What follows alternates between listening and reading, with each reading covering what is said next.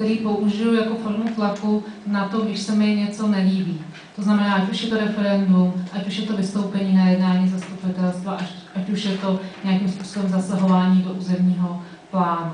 Potom si ten vhodný nebo vybraný nástroj dobře nastudovat a znát všechna možná úskalí a tím pádem být připraven na kroky protistrany, které vždycky přijdou.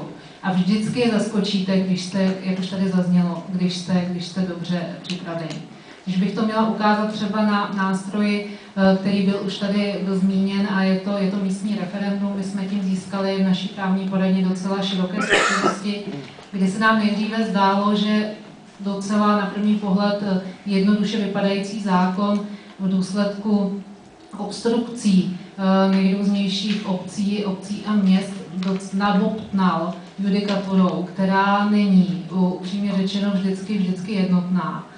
A vlastně musel zasahovat mnohdy ústavní soud ve věcech, které by se zdály až na první pohled zbytečné. U toho referenda je klíčová věc dobře si dopředu zvážit, jestli to je tak zajímavá a zásadní otázka, že dokážete strhnout ten požadovaný počet lidí k tomu, aby na to referendum přišlo.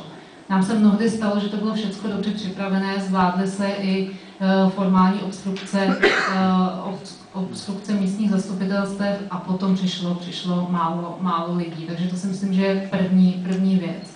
Druhá důležitá věc je dobře naformulovaná otázka. To, co vyvolává řadu soudních sporů, protože ty výjimky, to, co můžete změnit v referendu, a také záleží to, jak do toho zasahoval ústavní soud, v jaké fázi ta daná věc je. A potom připravit si i formální náležitosti k tomu referendu, to znamená všechny formální archy, mít raději přesně formálně, tak jak říká zákon, připraveno, aby pak nedošlo k soudním sporům, které taky došly, jestli rok narození může být uveden koncovým číslem, nebo tam musí být ten celý letopočet. I s takovými obstrukcemi se lze setkat. A pak znát ty právní nástroje, jakými se můžou bránit proti případným krokům radnice.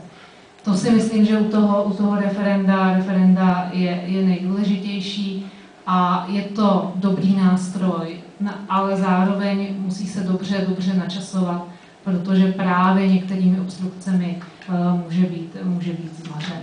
Takže to je asi z mého pohledu, co je nejdůležitější na úspěšné občanské aktivitě.